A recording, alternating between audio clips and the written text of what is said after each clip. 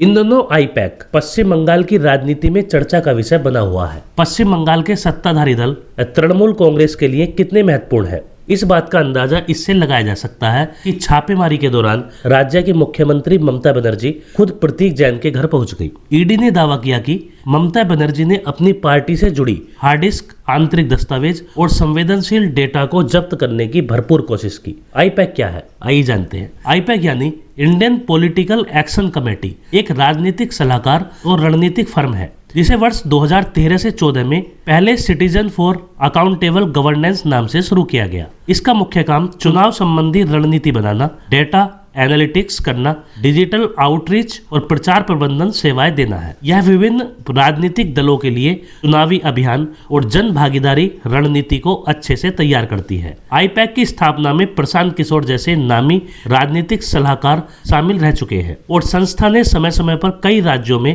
चुनावी रणनीतियों पर अच्छे से काम किया है। इन सब में एक नाम बहुत चर्चा में है और वो है प्रतीक जैन का। आइए जानते हैं कि प्रतीक जैन कौन है। प्रतीक जैन आईपैक के को फाउंडर और प्रिंसिपल डायरेक्टर माने जाते हैं। वे आईआईटी बॉम्बे के एक्स स्टूडेंट और एक स्थापित चुनावी रणनीतिकार हैं। उनकी भूमिका में चुनाव संबंधी योजनाएं, डाटा विश्लेषण और डिजिटल गतिविधियों का नेतृत्व करना शामिल रहा है। बता दें कि वे तृणमूल कांग्रेस यानी टीएमसी के चुनावी रणनीति कार्यों के साथ भी जुड़े बताए जा रहे हैं और उन्हें कभी कभी टीएमसी के आईटी विंग के प्रमुख के रूप में भी जाना जाता रहा है। आखिरकार ईडी ने छापेमारी क्यों की, जानते हैं। 8 जनवरी 2026 को ईडी ने आईपैक के कार्यालयों और प्रतीक जैन के आवास पर तलाशी अभियान शुरू किया। इसके पीछे ईडी का दावा है कि यह कार्रवाई कोयला तस्करी से जुड़े मनी लॉन्ड्रिंग और हवाला लेन देन की जांच के तौर पर की गई, जिसमें कथित रूप से अवैध धन आईपैक से जोड़ा गया है। ईडी का यह भी कहना है कि जांच धन शोधन निवारण अधिनियम यानी पीएमएलए कानून के तहत चल रही है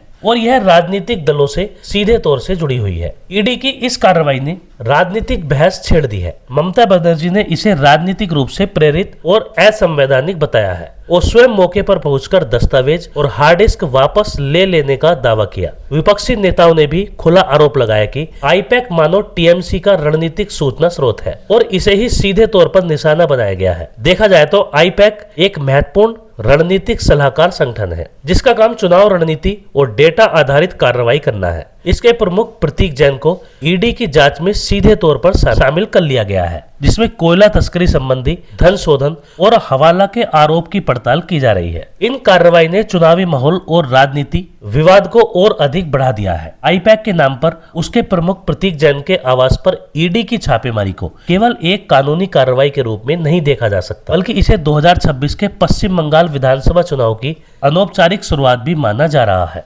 बंगाल की राजनीति में चुनाव से काफी पहले ही टकराव तेज हो जाना कोई नई बात तो नहीं है, बल्कि इस बार मामला सीधे चुनावी रणनीति, डेटा और सत्ता संघर्ष से जुड़ता दिख रहा है। आईपैक देश की सबसे प्रभावशाली राजनीतिक रणनीतिक संस्थाओं में से एक मानी जाती है और पश्चिम बंगाल में तृणमूल कांग्रेस की चुनावी सफलताओं में इसकी भूमिका लगातार चर्चा में देखी जाती रही है। ऐसे में प्रतीक जैन के घर और आईपैक से जुड़े ठिकानों पर ईडी की कार्रवाई को तृणमूल कांग्रेस ने राजनीतिक बदले की कार्रवाई बताया है। मुख्यमंत्री ममता बनर्जी का खुद छापेमारी स्थल पर पहुंच जाना इस बात का स्पष्ट संकेत था कि पार्टी इस मुद्दे को राजनीतिक हथियार के तौर पर इस्तेमाल करने जा रही है। तृणमूल कांग्रेस का आरोप है कि केंद्र सरकार और केंद्रीय एजेंसियों का इस्तेमाल कर विपक्ष को डराने और कमजोर करने की पूरी कोशिश कर रही है। पार्टी इसे बंगाल बनाम दिल्ली की लड़ाई के रूप में पेश कर रही है, जो ममता बनर्जी की राजनीति का पुराना और कारगर नैरेटिव रहा है। इससे पार्टी अपने को बंगाल की अस्मिता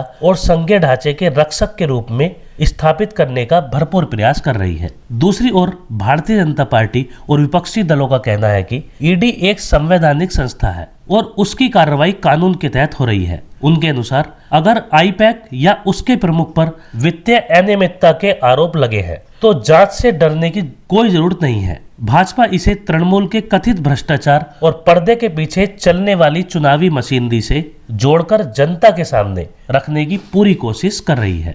इस पूरे घटनाक्रम का सबसे बड़ा असर यह देखने को मिलता है कि चुनावी ध्रुवीकरण अभी से शुरू हो गया है। विकास, बेरोजगारी या महंगाई जैसे मुद्दों से पहले ही राजनीति जांच एजेंसियों, भ्रष्टाचार और साजिश के आरोप के इर्द गिर्द घूमने लगी है। सोशल मीडिया, टीवी डिबेट और रैलियों में यह मुद्दा लंबे समय तक बना रहने की संभावना अभी से दिखाई देने लगी है। कुल मिलाकर प्रतीक जैन के आवास पर ईडी की छापेमारी ने बंगाल की राजनीति को चुनावी मोड में ला खड़ा किया है। यह साफ है कि 2026 का विधानसभा चुनाव केवल नीतियों और वादों की नहीं होने वाला, बल्कि सत्ता एजेंसियों और राजनीतिक नैरेटिव की जंग बनने जा रहा है, जिसकी पहली झलक इसी कार्रवाई में दिखाई दे रही है। अब देखना यह है कि बाजी कौन मारता है।